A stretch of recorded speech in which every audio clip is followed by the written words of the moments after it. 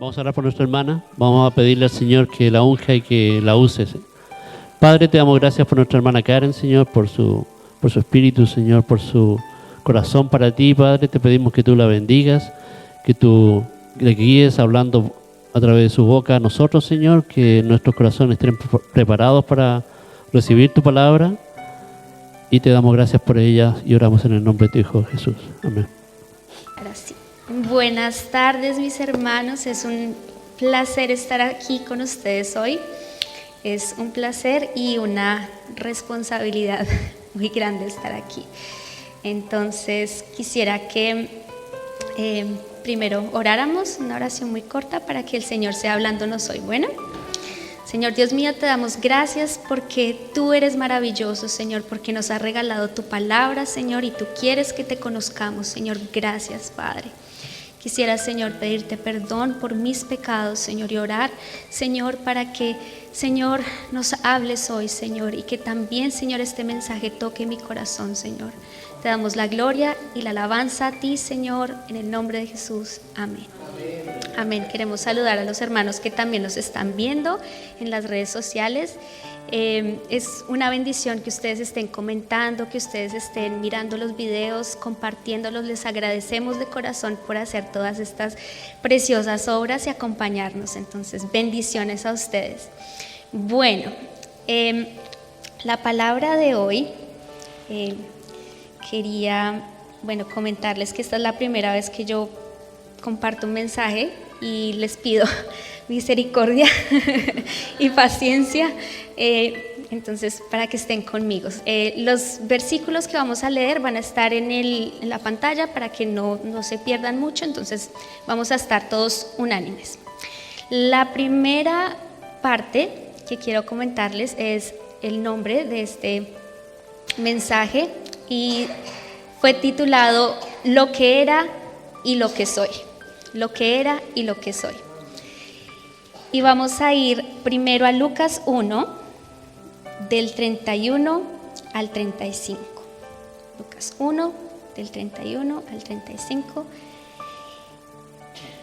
Y dice: y ahora concebirás en tu vientre, está hablando el ángel Gabriel a María, y ahora concebirás en tu vientre y darás a luz a un hijo, y llamarás su nombre Jesús. Este será grande y será llamado Hijo del Altísimo, el Señor Dios le dará el trono de David su padre, y reinará sobre la casa de Jacob para siempre, y su reino no tendrá fin. Entonces María dijo al ángel: ¿cómo será esto? Pues no conozco varón. Respondiendo el ángel le dijo, y quiero que pongamos atención a esta parte: el Espíritu Santo vendrá sobre ti y el poder del Altísimo te cubrirá con su sombra, por lo cual también el santo ser que nacerá será llamado Hijo de Dios. En esta primera parte estamos viendo el nacimiento de Jesús, que fue un acto milagroso. Dios mismo quitó la intervención de dos seres humanos para crear una criatura nueva. Esta criatura nueva iba a ser nacida por solamente el Espíritu Santo. Y esta criatura resultó ser el equivalente al Salvador prometido muchos años antes. Este Salvador sería limpio, sería puro y libre de la carga del pecado y de la muerte. Toda la muerte y pecado que traíamos desde Adán, Él sería limpio de todas estas cosas. Y Dios aquí haría una nueva criatura. La creación de una nueva criatura espiritual es muy difícil de comprender. ¿Cómo pueden hacer algo del espíritu? ¿Cómo pueden hacer algo de la nada? Y Jesús habló con un fariseo llamado Nicodemo acerca de esta pregunta, ¿no? Y a quien el maestro le recalcó la importancia de este hecho. Entonces quiero que vayamos juntos a Juan 3, del 3 al 5. Y dice, entonces Jesús está hablando con Nicodemo aquí de esta pregunta. Respondió Jesús y le dijo: de cierto te digo, que el que no naciere de nuevo no puede ver el reino de Dios. Nicodemo le dijo: ¿cómo puede un hombre nacer siendo viejo? ¿Puede acaso entrar por segunda vez en el vientre de su madre y nacer? Respondió Jesús: de cierto te digo, que el que no naciere de agua, por la palabra de Dios, y del Espíritu, no puede entrar en el reino de Dios. Entonces, aquel que quiere ver el reino de Dios debe nacer de nuevo, de agua, por la palabra, y por el Espíritu Santo. Entonces, en Jesús y por su Espíritu es que recibimos una vida nueva que nos alcanza para toda la eternidad. ¿Cómo entonces traería Jesús vida a todos los hombres por sí mismo? Bueno, por su obra del Espíritu Santo.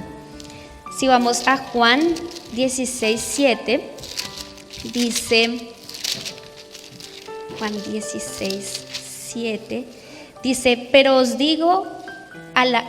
yo os digo la verdad, os conviene que yo me vaya, esto está hablando el Señor Jesús, porque si no me fuera, el Consolador, o sea, el Espíritu Santo, no vendría a vosotros, mas si me fuere, os lo enviaré.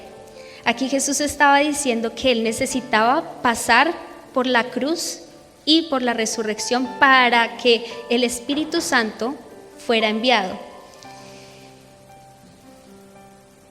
Jesús prometió enviar a su Espíritu Santo y compartirlo con los que creyeran en Él después de su muerte.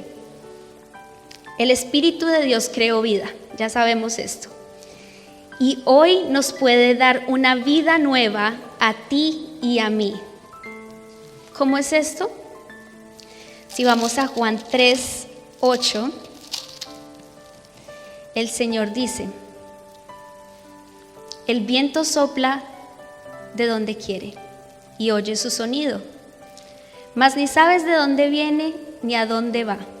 Así es todo aquel que es nacido del Espíritu.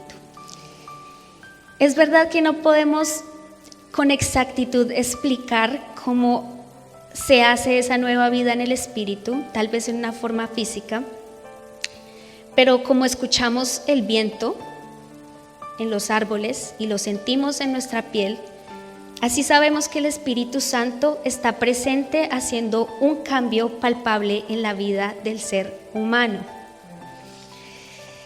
Entonces, el nacimiento de Jesús y su milagrosa concepción es difícil de comprender, pero los que creemos en Dios sabemos que Dios puede crear vida de la nada. Entonces quiero que vayamos a Lucas 1. Volvamos a esta charla de Gabriel, el ángel Gabriel con María.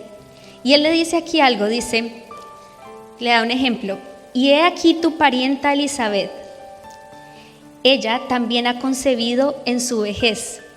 Y este es el 6º mes para ella, una anciana de 6 meses, la que llamaban estéril. Y el verso que sigue, quiero que nos lo memoricemos, dice: porque nada hay imposible para Dios. Y esta es la base doctrinal prácticamente que quisiera establecer antes de que comenzara este mensaje.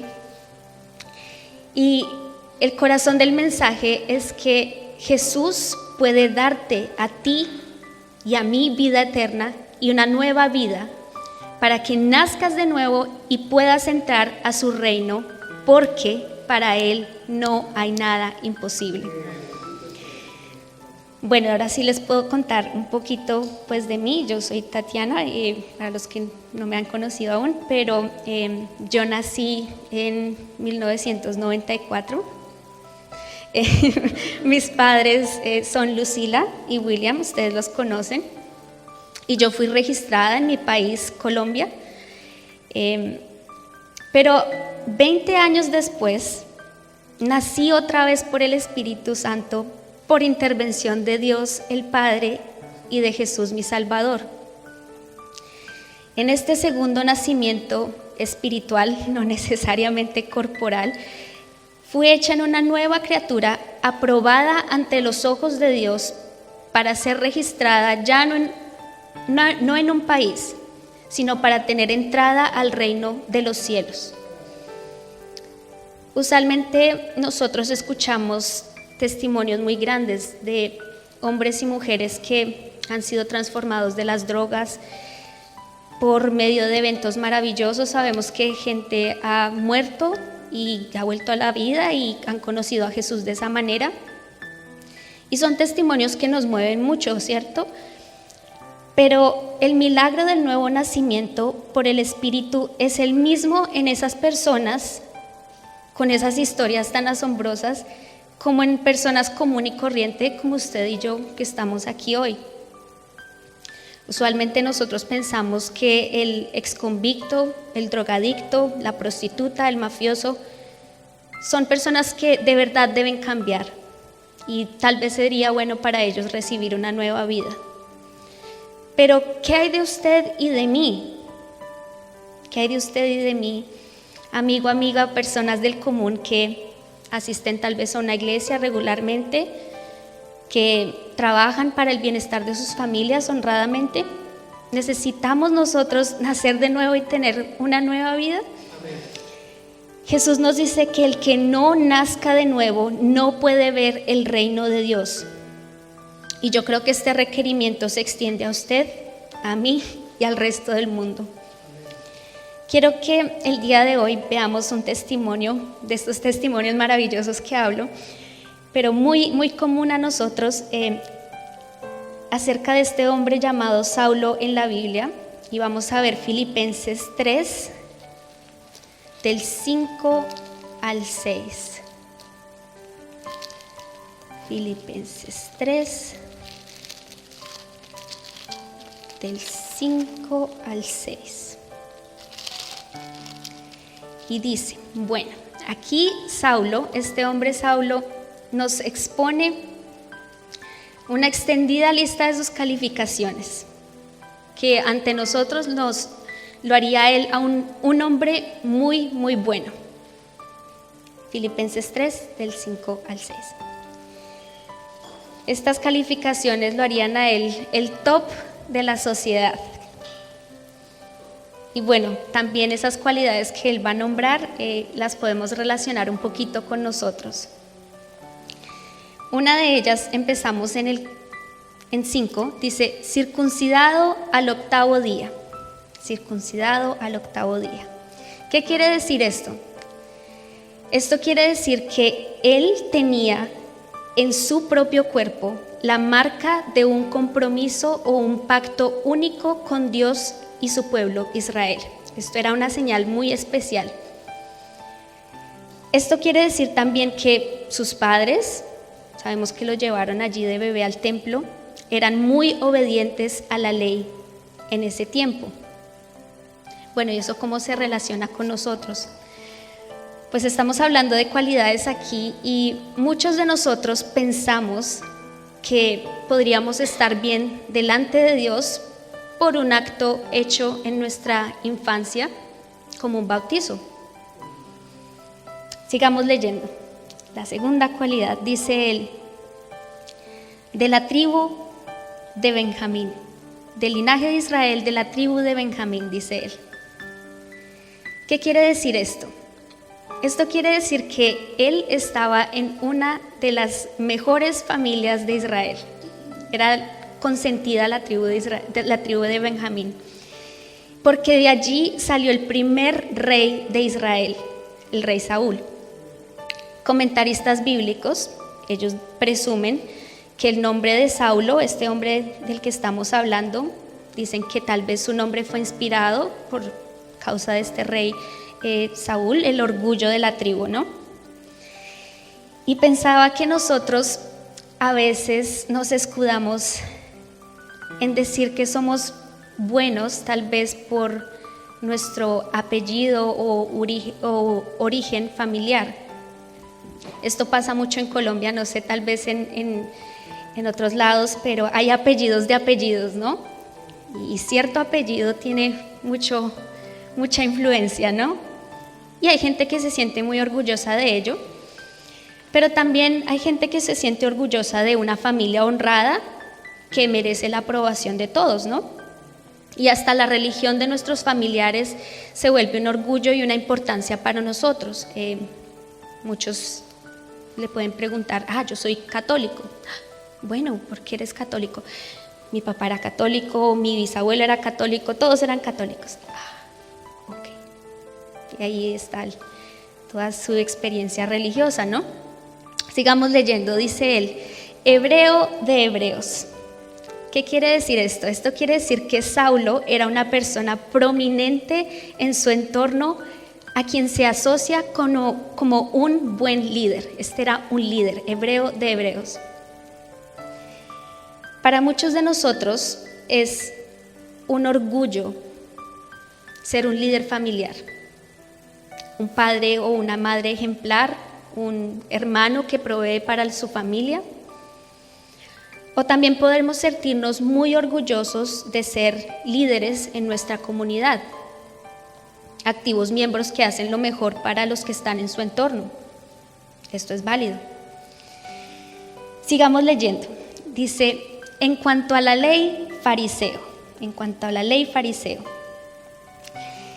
¿Quiénes eran estos fariseos? A los fariseos se les podía ver en el templo alabando a Dios. Ellos pertenecían a un partido político y religioso en Israel que se caracterizaba por ser extremadamente nacionalistas. Eran creyentes en Dios, en la resurrección, en las Sagradas Escrituras y hasta creían en los ángeles. O sea, era el partido político, ellos eran. Y muchos de nosotros también nos escudamos en pensar que somos buenos porque asistimos a una iglesia y porque hacemos servicios en ellas, o porque escuchamos un servicio de vez en cuando en internet, o por leer un salmo un día u otro, tal vez porque yo doy a los pobres y nos sentimos muy cómodos en esa forma de ser. Sigamos leyendo otra de esas cualidades. Dice, en cuanto a celo, perseguidor de la iglesia. En cuanto a la justicia que es en la ley, irreprensible. Un hombre que se diga de sí mismo, yo soy irreprensible. ¿Es alguien? ¡Wow! Es serio. En Hechos 8 dice que Saulo, este hombre, consentía la muerte de los que adoraban a Jesús. Él mismo los arrastraba a la cárcel. Saulo tenía la convicción tan profunda en un Dios que no aprobaba de Jesús, que él arremetía contra cualquiera que no siguiera a esa idea de ese Dios que él tenía. Y él creía honestamente y sinceramente que él estaba haciendo algo bueno. ¿A qué sería Saulo equivalente hoy a nosotros? Usted puede ser una persona que aprueba y defiende sus convicciones religiosas o ideológicas, científicas a todo costo. A todo costo. Su iglesia tal vez usted la defiende a todo costo, pero ojo, tal vez estas creencias vayan en contra de Dios y de Jesús. Entonces, vemos esta hoja de vida tan resplandeciente y dice, en su comunidad vemos que Saulo no era ningún criminal, ni era ninguna persona desadaptada. Era la verdad alguien que en ese tiempo era digno de admirar y con razón. Pero ante los ojos de Dios, ¿tendría este hombre que cambiar totalmente para entrar a su reino? La perspectiva de Dios hacia nosotros es muy, muy, muy diferente. En Isaías 64:6 dice, todos somos como gente impura. Todos nuestros actos de justicia, todas sus obras buenas, son como trapos de inmundicia. Todos nos marchitamos como hojas, nuestras iniquidades nos arrastran como el viento. ¿Qué quiere decir Dios aquí? Nuestras buenas obras, las cosas que consideramos que hacemos buenas, para Dios son como un trapo sucio. Y usted y yo, nada podemos hacer que resulte agradable para Dios. Jesús nos muestra esta realidad de cuán lejos estamos de su estándar de buena conducta en el Sermón del Monte en Mateo 5. Y yo creo que aquí todos conocen los 10 mandamientos, los 10 mandamientos: no robarás, no matarás. Todas estas leyes dadas de Dios para su pueblo, que son aplicadas hoy como las normas y leyes que operan en nuestra sociedad. Entonces quisiera que fuéramos a Mateo 5, 21, y allí pudiéramos ver lo que dice Jesús, su estándar. Mateo 5, 21. Dice: uno de estos mandamientos dice: oísteis que fue dicho a los antiguos, no matarás, y cualquiera que matare será culpable de juicio. Yo creo que los que están aquí en este lugar y la mayoría de los que nos ven pueden decir: yo jamás he matado a nadie, yo jamás he tocado a nadie. En Colombia siempre hay alguien que dice: pregúntele a mis vecinos y verá que yo no me meto con nadie. Pregúntele a mis vecinos que verá, ellos le van a decir. Pero ¿qué dice Jesús acerca de este estándar? En el verso 22 vemos: pero yo os digo que cualquiera que se enoje, usted se disguste contra su hermano, será culpable de juicio. ¿Cuál es el juicio? El que desobedecía la ley moría. Y cualquiera que diga necio a su hermano, como decir tonto, será culpable ante el concilio. Y cualquiera que le diga fatuo o estúpido o estúpida, quedará expuesto al infierno de fuego. De estándar bien alto. Sigamos. Él dice en el verso 27, sigamos en Mateo 5, 27, oísteis que fue dicho, no cometerás adulterio. Yo creo que aquí hay esposos y esposas, y tal vez de los que nos ven, que dicen: eso sí, yo a mi esposa la amo, yo he sido muy fiel con ella. Y dirá la esposa también: no, a mi esposo yo lo he querido.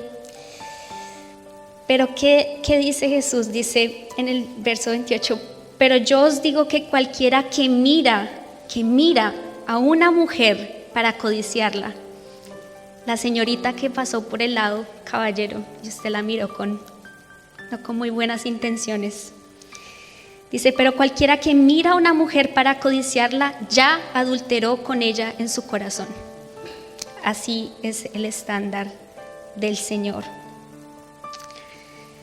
Por último, dice en Deuteronomio 5:20, otro de estos mandamientos, dice: no dirás falso testimonio contra tu prójimo. No dirás falso testimonio contra tu prójimo. ¿Alguien aquí ha dicho alguna vez una mentira? El que diga que nunca ha dicho una mentira en su vida, ya es un mentiroso. Ya es un mentiroso. ¿Por qué dice esto el Señor? Dice en Santiago 2:10: porque cualquiera que guardare toda la ley, o sea, que hiciera todos estos mandamientos, pero ofendiere en un punto, en uno solo, se hace culpable de todos. Y ese es el estándar de Dios. ¿Estamos lejos? Muy lejos. Y no somos capaces de decir: yo estoy bien con Dios, yo soy bueno. Veamos Romanos 3:10. Vamos a Romanos 3:10. Y continuemos conociendo qué es lo que piensa Dios de nosotros. Dice Romanos 3:10, como está escrito, no hay justo, ni aún uno, no hay quien entienda, no hay quien busque a Dios. Hermanos, si usted está todos los domingos en una iglesia y usted piensa que Dios está bien con usted, aquí Él está diciendo, no hay quien busque a Dios. Todos, incluyéndome a mí, todos se desviaron, a una se hicieron inútiles. No hay quien haga lo bueno, no hay ni siquiera uno. Volvamos a pensar en este hombre Saulo y preguntemos si valdría la pena delante de Dios todas las cualidades que Saulo nombró para recibirlo y hacerlo aceptable delante de Dios. Todas las cualidades de Saulo no valían nada delante de Dios. Y asimismo, todos nosotros, los que nos ven, los que estamos aquí y a mí misma, no importa lo que seamos, lo que hagamos o lo que tengamos, esto no nos garantiza la bienvenida a los brazos de Dios. Una vez escuché en un curso que hacemos nosotros aquí en la iglesia, ir a la iglesia no te hace un cristiano, así como ir a un McDonald's no te hace una hamburguesa. Y me causó mucha risa esto porque el no ir a una iglesia, el ir a una iglesia no te hace cristiano. Pero ¿qué tal el no ir a una iglesia? El no ir a una iglesia y mirar con burla y hasta despreciar a los que asisten a la iglesia, creyéndote más bueno que ellos, tampoco te hace bueno y aceptable ante los ojos de Dios. Entonces, ¿qué podemos hacer usted y yo? La respuesta es nada. Nada, nosotros no podemos hacer nada, usted y yo no podemos hacer nada. Y en Romanos 3:23 dice, por cuanto todos pecaron y están destituidos de la gloria de Dios, todos pecamos. Aquí en el mundo no hay nadie bueno y eso es lo que Dios nos está tratando de decir hoy. Y aquí llegamos a un punto que tal vez tiende a ofender a las personas y en un punto a mí también me ofendió, pero es necesario que se ofenda hoy. Llegamos a la conclusión de que el más criminal de los criminales y que usted y yo delante de Dios estamos en la misma posición. No podemos hacer nada. Pero la buena noticia que Jesús trae hoy es que Él ya hizo algo por usted. Todos necesitamos la intervención de Dios en nuestra vida por medio de la obra de Jesús, en su muerte y su resurrección por medio de su Espíritu Santo. Entonces veamos Juan 16.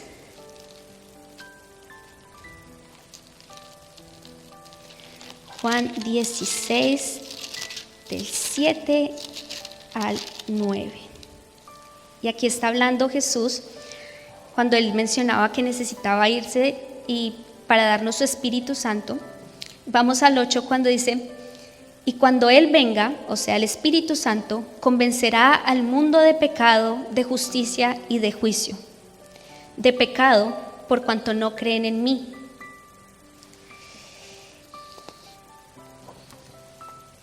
Detengámonos un momento en el punto, en el verso 8, cuando dice, y cuando Él venga, convencerá al mundo de pecado, de justicia y de juicio. Y cuando Él venga, eso nos excluye a ti y a mí de cualquier cosa que podamos hacer para ser justos. Es cuando Él venga, cuando Él quiera. Cuando Él venga a nuestras vidas, Él nos va a convencer de que nosotros somos pecadores porque en verdad no creemos en Dios. Dios mismo tocó a aquel Saulo un día también y tuvo un encuentro que resultó en su nuevo nacimiento y en su total transformación.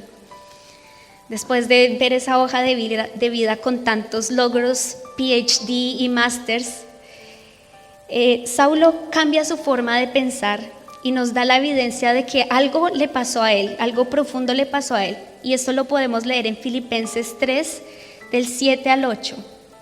Filipenses 3, del 7 al 8, dice, mientras que ustedes lo buscan, yo tomo un poquito de agua.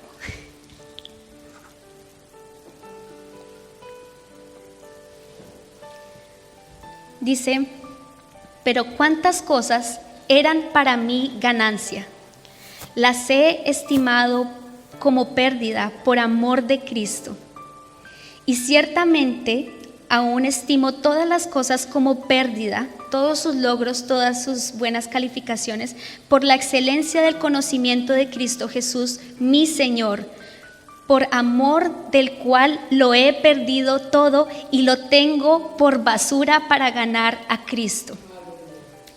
¿Qué le pasa a este hombre para desechar todos esos logros tan excelentes y decir, yo quiero seguir a Cristo? Lo que era antes es basura para mí. Vamos juntos a leer Hechos 22, del 6 al 11.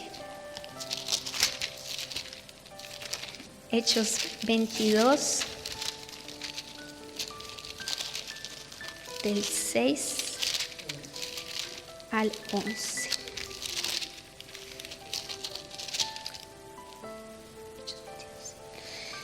Entonces aquí está Saulo mismo contándonos qué le pasó a él. Y él dice, pero aconteció que yendo yo, al llegar cerca de Damasco como a mediodía, de repente me rodeó mucha luz del cielo y caí al suelo y oí una voz que me decía, Saulo, Saulo, ¿por qué me persigues? Entonces respondí, ¿quién eres, Señor? Y me dijo, yo soy Jesús de Nazaret, a quien tú persigues. Y los que estaban conmigo vieron a la verdad la luz, ellos vieron lo que estaba pasando y se espantaron, pero no entendieron la voz que hablaba conmigo. Y dije, ¿qué haré, Señor? Y el Señor me dijo, levántate y ve a Damasco, y allí se te dirá todo lo que está ordenado que hagas. Como yo no veía a causa de la gloria de la luz, o sea, Saulo se quedó ciego. Llevado de la mano por los que estaban conmigo, llegué a Damasco. Jesús mismo vino al encuentro de Saulo en su apresurada y loca carrera en la que andaba. Jesús mismo le reveló que él era su Señor y que ahora Saulo ya no haría lo que él quisiera, sino que haría lo que Jesús le dijera. Algo peculiar que pasó aquí, dice, Saulo quedó ciego y los que estaban con él, aunque vieron la luz, no pudieron entender qué es lo que le estaba hablando Jesús a Saulo. Y de ahí surgió una pregunta que tal vez es un poco tonta, pero yo me la hice. ¿Cómo se puede comprobar que alguien está ciego? Leía en un estudio bíblico una historia que decía que una vez hubo una explosión en una mina. Los trabajadores quedaron atrapados y en densa oscuridad. Rescatistas usaron una luz y la descendieron al lugar donde estos hombres estaban atrapados. Cuando la luz iluminó el lugar, los mineros quedaron atónitos cuando uno de ellos dijo, bueno, ya vinieron a rescatarnos, pero ¿por qué nadie prende la luz? Allí se dieron cuenta que la explosión dejó ciego a este hombre. Jesús nos habla un poco de este fenómeno tan raro en Mateo 13:15, y él dice, porque el corazón de este pueblo se ha engrosado, quiere decir, ha sido muy orgulloso, y con los oídos oyen pesadamente y han cerrado sus ojos, para que no vean con los ojos y oigan con los oídos y con el corazón entiendan y se conviertan y yo los sane. Yo también, personalmente, yo tuve un tiempo en que no entendía, que a la verdad yo escuchaba la palabra de Dios, pero me pasaba por los lados y estaba ciega, de verdad ciega a lo que Dios quería de mí, y por eso yo no podía cambiar ni hacer nada con mi vida, un ciego. Quisiera que leyéramos también Juan 3:18 al 20, y dice: el que en Él cree, o sea en Jesús, no es condenado. Pero el que no cree ya ha sido condenado porque no ha creído en el nombre del unigénito Hijo de Dios.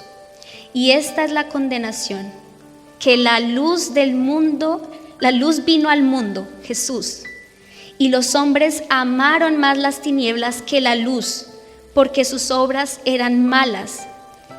Porque todo aquel que hace lo malo aborrece la luz y no viene a la luz para que sus obras no sean reprendidas.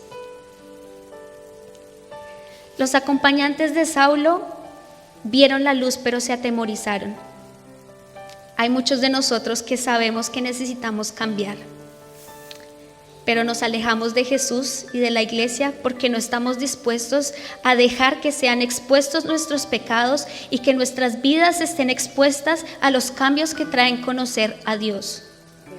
A Saulo le fueron reveladas sus malas obras y ya ahora él iba a hacer lo que Dios quería de su vida. Él iba a dirigir sus pasos ahora. Luego el Señor manda a un discípulo cristiano llamado Ananías a buscar a Saulo para devolverle la vista a este hombre que está ciego, y dice en Hechos 9, 13, 14: entonces Ananías respondió: Señor, he oído de muchos acerca de este hombre, cuántos males ha hecho a tus santos en Jerusalén, y aún aquí tiene autoridad de los principales sacerdotes para prender a todos los que invocan tu nombre. Este hombre, Ananías, el Señor lo manda a devolverle la vista a Saulo, y Ananías le responde: pero yo he oído muchas cosas malas de ese Señor. Y esto nos deja una enseñanza a nosotros cristianos, que cometemos el error de pensar que una persona amerita o no recibir las buenas nuevas del Evangelio. Porque tal vez esa persona ha sido muy mala, porque tal vez ya no hay remedio para esa persona, porque tal vez ya están muy viejos. Pero eso no es verdad. Y el verso 14 dice: el Señor le dijo: ve porque instrumento escogido me es este. O sea, Saúl era un instrumento escogido de Dios para llevar mi nombre en presencia de los gentiles y de reyes y de los hijos de Israel. Yo no puedo saber, mi amigo y amiga que nos ve y que está aquí, si usted es escogido por Dios o no. Yo no lo puedo saber. Pero sí sé que nos corresponde a nosotros los cristianos hablarle de las buenas nuevas de salvación de Jesucristo, de que Jesucristo es el Señor y que solo por medio de su sacrificio en la cruz y la resurrección hay salvación. Que usted puede ser redimido de toda culpa y de todo pecado, hecho acepto delante de Dios, y que puede recibir todas sus bendiciones espirituales, incluyendo una vida después de la muerte en el reino de los cielos. Nosotros los cristianos tenemos que compartir ese mensaje sin importar la persona que esté a nuestro lado, sin importar lo que nosotros pensamos. Eso a mí me ha pasado. Y nos ponemos a juzgar en el lugar de Dios y no podemos hacer esto. En Hechos 9, 17 al 19 dice, entonces, ¿qué pasó? Dice: fue entonces Ananías y entró en la casa, y poniendo sobre él las manos, sobre Saulo, dijo: hermano Saulo, el Señor Jesús, que se te apareció en el camino por donde venías, me ha enviado para que recibas la vista y seas lleno del Espíritu Santo. Y al momento le cayeron de los ojos como escamas, y recibió al instante la vista, y levantándose fue bautizado. el Señor nos está dando este mensaje a nosotros hoy. Y si usted puede ver en su interior que es un pecador y que necesita la intervención de Dios en su vida, la Biblia dice en Hechos 3, 19, 20, así que arrepentíos y convertíos para que sean borrados vuestros pecados. Arrepiéntase, conviértase, para que vengan de la presencia del Señor tiempos de refrigerio. Para que vengan tiempos de refrigerio. Si usted ya está cansado de tener esa culpa en su vida, de todos esos errores pasados, aquí el Señor le está dando ayuda. Y quiero que leamos lo que Jesús dice y quiero que escuche esas palabras para usted y para usted. Juan 10, 9 al 11 dice, yo soy la puerta. Jesús dice él, yo soy la puerta. El que por mí entrare será salvo y entrará y saldrá y hallará pastos. El ladrón, el enemigo no viene sino para hurtar y matar y destruir. Yo he venido para que tengan vida y para que la tengan en abundancia. Yo soy el buen pastor por su vida da por las ovejas. Después de escuchar esta palabra hoy, no sé si usted perciba que algo esté pasando en su corazón. Tal vez reconoce usted que la salvación y la entrada suya al reino de Dios requiere tal vez la intervención del Señor hoy en su vida. No sé si usted esté pensando esto. En Efesios 1, 13, 14, y esta es una versión diferente, dice, en él también ustedes, cuando oyeron el mensaje de la verdad, esas palabras de Jesús que acabamos de leer, ¿cierto? El evangelio que les trajo la salvación y lo creyeron, fueron marcados con el sello que es el Espíritu Santo prometido, ese Espíritu Santo que daba nueva vida. Este garantiza nuestra herencia hasta que llegue la redención final del pueblo adquirido por Dios para la alabanza de su gloria.